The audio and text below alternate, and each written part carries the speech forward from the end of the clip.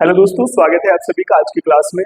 आज इस वीडियो में हम बात करने वाले हैं विश्व भूगोल के बारे में। विश्व भूगोल शुरुआत कर रहे हैं हम यहाँ से आज से।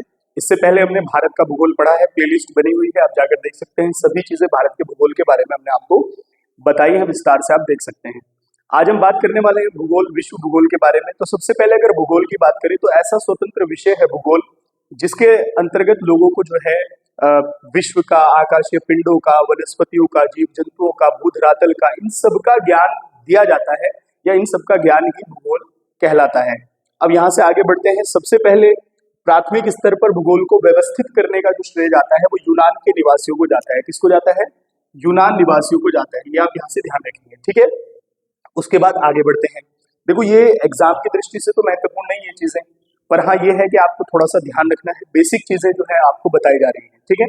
उसके बाद अगर हम बात करें अध्ययन के रूप में, अध्ययन के रूप में मान्यता इसको 19वीं सदी के आसपास मिली है। 19वीं शताब्दी के आसपास अध्ययन के रूप में भूगोल को अपनाया गया, ठीक है ना, अध्ययन किया गया इस पर। उसके बाद हम बात करें 20वीं शताब्दी में जो है मानव और पर्यावरण के संबंधों को के साथ इसको प्रेजेंट किया गया। अब देखो, मानव और पर्यावरण का संबंध क्या है ये आप यहाँ से थोड़ा सा ध्यान रखेंगे। यानी कि 20वीं शताब्दी में मानव और पर्यावरण के संबंधों के रूप में इसको विकसित किया गया भूगोल को। अब इसकी उस समय दो विचारधाराएं थी जो आपको ध्यान रखनी है। एक विचारधारा है संभववाद और दूसरी विचारधारा है निश्चयवाद। संभववाद क्या है? संभववाद ये कहता है मनुष्य पर्यावरण में परिवर्तन करने के लिए समर्थ है। यानी कि मनुष्य जो है वो पर्यावरण में क्या कर सकता है? परिवर्तन कर सकता है, इसके लिए वो समर्थ है। इस यानी कि ये विचारधारा संभववाद विचारधारा कहलाई, ठीक है ना। कई बार आप जब ग्रेजुएशन करते हैं बीए वगैरह में, तो वहां पर ये टॉपिक आपको देखने को मिलते हैं, तो इनके बारे में आप लिख सकते हैं वहां पर, ठीक है ना। उसके बाद हम बात करें निश्चयवाद। दूसरी विचारधारा निश्चयवाद की थी मनुष्य के सारे काम पर्यावरण के द्वारा निर्धारित हैं। देखो, दो बातें हैं। संभववाद में कहा गया कि पर्यावरण में परिवर्तन करने के लिए जो है मानव सब सक्षम है, समर्थ है।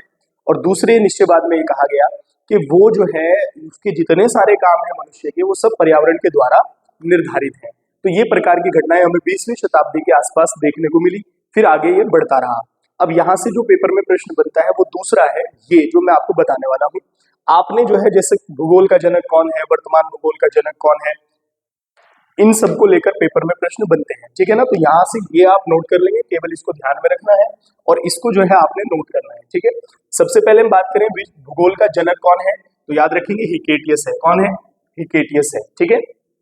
उसके बाद वर्तमान भूगोल का जनक कौन है, तो अलेक्जेंडर वॉन हम्बोल्ट। कई बार इसको बहुत पेपर में पूछता है अलेक्जेंडर को, ठीक है। तो अलेक्जेंडर वॉन हम्बोल्ट जो है वो वर्तमान भूगोल के क्या है? जनक है। नेक्स्ट, व्यवस्थित भूगोल का जनक। व्यवस्थित भूगोल की जनक की बात करें तो एरिस्थनीज जो है वो व्यवस्थित भूगोल का जनक कहा जाता है। और एक बात इससे आप और याद रखेंगे कि ज्योग्राफी शब्द का पहला प्रस्तावक कौन था, तो वो भी एरिस्थनीज ही था, ठीक है। दोनों बातें ध्यान रखिए, व्यवस्थित भूगोल का जनक भी और ज्योग्राफी शब्द का प्रथम प्रस्तावक भी जो है कौन था? एरिस्थनीज था। यहां से आप ध्यान रखेंगे। नेक्स्ट आगे बढ़ते हैं। भौतिक भूगोल का जनक। भौतिक भूगोल का जनक कौन है? तो पॉलीडोनियम। कौन है? पॉलीडोनियम जो है वो भौतिक भूगोल के जनक है। नेक्स्ट, सांस्कृतिक भूगोल का जनक कार्ल ओ सावर। कौन है? कार्ल ओ सावर। नीचे के दो जो है वो बड़े महत्वपूर्ण है। विश्व ग्लोब का निर्माता कौन है? तो मार्टिन बेहम है, विश्व ग्लोब के निर्माता, ठीक है ना। उसके बाद सेकंड नंबर पर विश्व मानचित्र का निर्माता, तो अनेक्सिमेंडर जो है विश्व मानचित्र और के निर्माता है।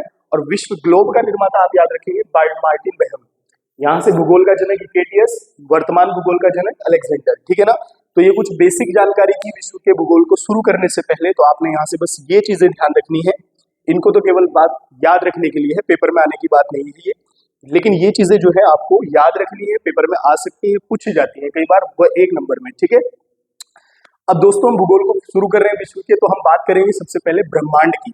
तो ब्रह्मांड से फिर हम जो है अपने सौर मंडल पर आएंगे, उनके सभी ग्रहों की बात करेंगे, फिर आगे बढ़ते चले जाएंगे। तो यहाँ भी आपको जो है विश्व का भूगोल कंप्लीट मिलेगा, जैसे आपको भारत का भूगोल मिला है। तो आप जो है यहाँ से जुड़ सकते हैं और जो है अपने नोट्स वगैरह और जो भी प्रश्न यहाँ से निकल सकते हैं वो आप ले सकते हैं, ठीक है ना। तो मिलते हैं नई वीडियो में ब्रह्मांड के साथ, तब तक के लिए धन्यवाद।